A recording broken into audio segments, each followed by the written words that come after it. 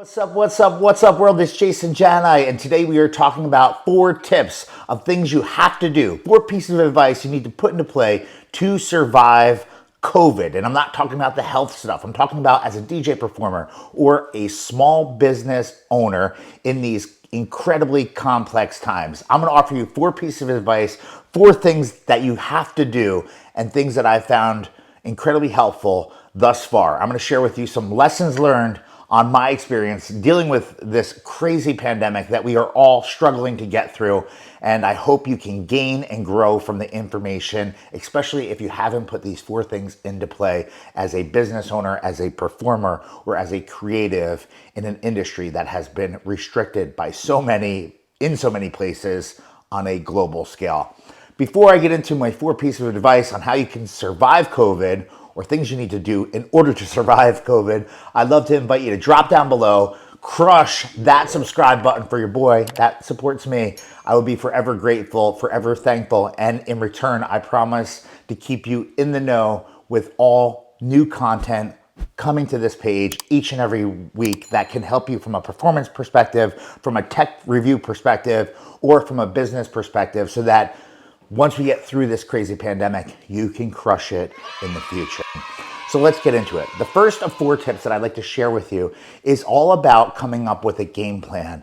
And this game plan is something that you, if you are a business owner, need to sit kind of yourself or with your very key core crew, whether it's your life partner or your business partner, or maybe your top performer, or maybe someone that's a production manager, an operations person, and you need to put up and come up with a game plan that has kind of your plan for how you're going to handle movement of events, how you're going to deal with cancellations, what does your policy say, what do your contracts say, what are you open to in terms of vulnerabilities, what are you open to in terms of things that could impact you from a negative perspective, and then also look at your positive perspectives. You need to write all that stuff out. And from there, you need to come up with a plan that needs to be clearly communicated to your entire team.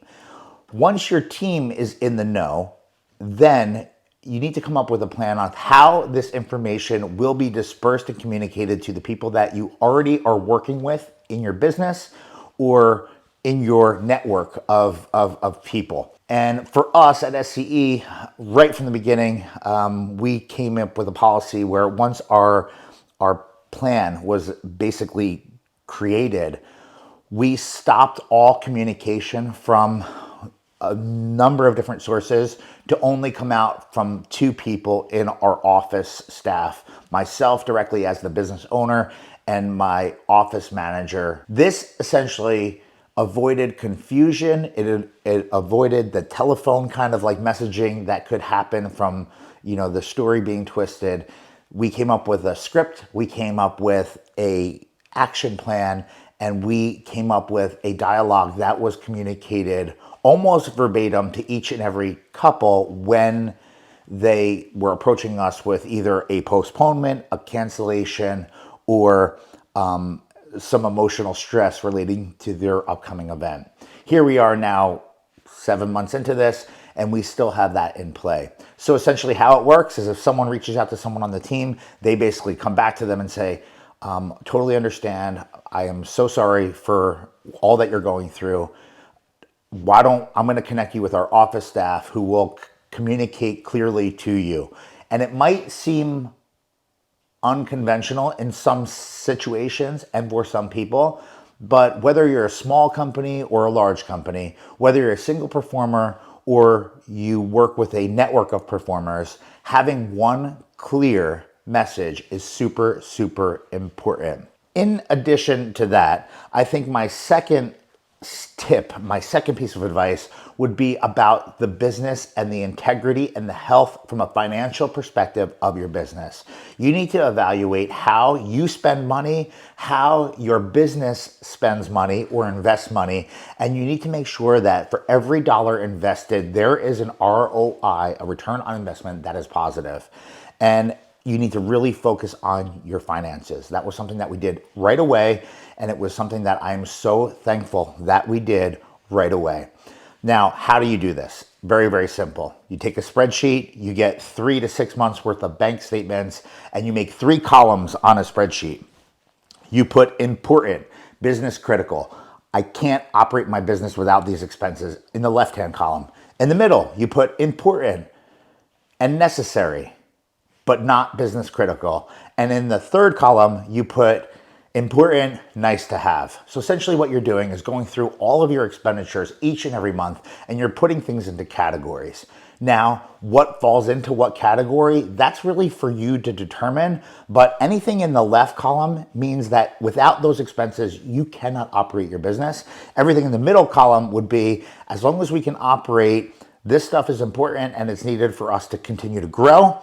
And then on the right-hand side, that column is really about the extra and excess in your business, essentially trimming the fat. So first and foremost, within the first month of this global pandemic, that right column for me was gone from my business. And I'm talking about everything from reducing car insurance premiums to renegotiating my cell phone bill and turning off and disconnecting some of the Wi-Fi and MiFi hotspot items that we have, to reducing the expenditures on music pools, to downsizing some of the bills and things surrounding my business from a cable perspective. All the extra stuff that wasn't needed was gone right away.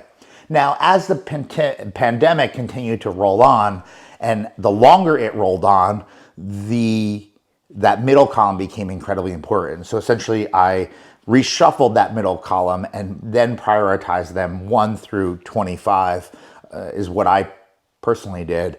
And as time went on, for each and every month that the pandemic had gone on, I had removed a subset of the 25. So in month 3, maybe we took the last 5 from the top 25 in that middle column. As we got into month 6, the next 10 disappeared.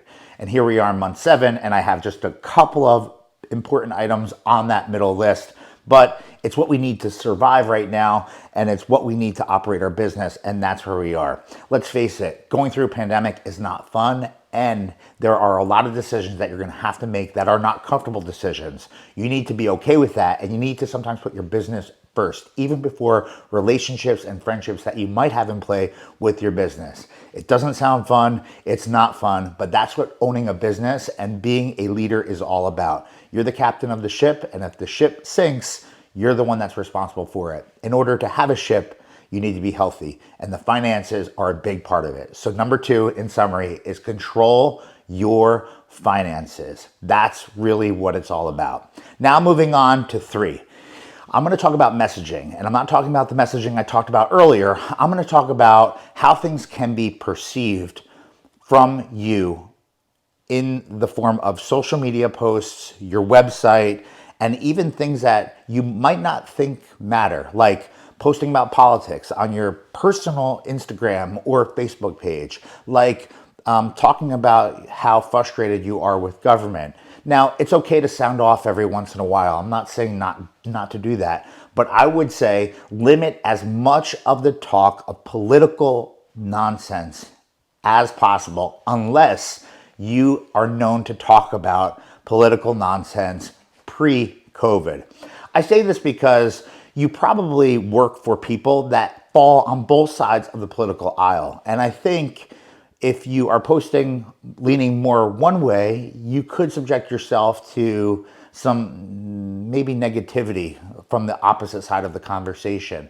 So you need to get really sensitive about who and what you are saying and how it could be received on all aspects of media disbursement as well as messaging for your business. So let's talk about something outside of social media posts. Let's talk about how your website looks. Let's talk about how your Knot or Wedding Wire front page looks. Let's talk about your ad targeting ads that you're running on Google or on Facebook or on Instagram or on TikTok. All of that stuff and all of that content needs to be desensitized for the current time. If you're running automated notifications or automated responses, automated email pings based on a timeline for when someone contacts you, you need to stop and adjust every single piece of content that is coming out from your business in the instance of a global pandemic. If you haven't yet done this thus far through the COVID-19 pandemic, you need to look at this ASAP. You need to make sure that you are being sensitive to the people that have had to move their wedding a million times. You need to be sensitive to the people that are in businesses that may be going out of business. You need to be sensitive to people that may have lost family members and whatnot, or friends because they've gotten sick, and everything in between. It might not make sense to post pictures of stuffed dance floors in socially undistant ways unless you're doing a recall saying, throwing it back to 2018 and I can't wait till we do this again, as opposed to promoting, hey, this could be your day with our company at this place or whatever. I think you understand the point. The message here has to be super clear and super in line with the restrictions and the allowances for events in your area. And this is going to differ from state to state, from country to country, in area by area, because there are so many different ways that people are dealing with this guidance, and the restrictions are very different in different places across the country and internationally. So you need to look at your local area. You need to make sure that your messaging is on point. You need to make sure that you update your website and all the platforms that people can find you. And you need to make sure that you are also updating any automated messaging to take into consideration the sensitivities of the current climate and the current world you're in. Whew. That was number 3. Now, number 4, my final piece of advice is take care of yourself. Seriously, take care of yourself. Take care of your business and take care of yourself.